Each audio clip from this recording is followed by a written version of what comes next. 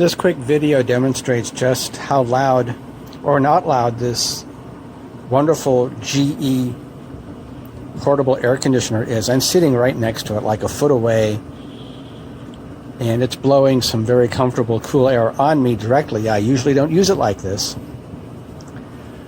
but I have it a few feet away from me at my desk, and this thing is just a beast.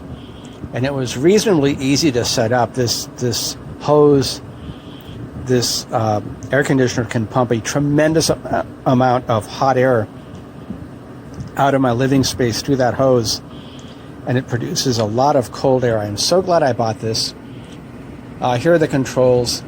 Timer, fan, high, low. It's on low, by the way. Right? Yeah, you're on low. And it's pretty simple control panel.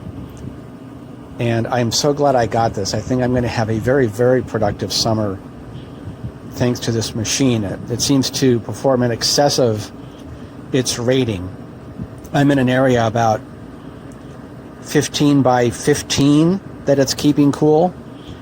In a one-story house with a very low roof that builds up heat like I never would have believed had I not moved in here. So that's it. This is my office buddy for the summer.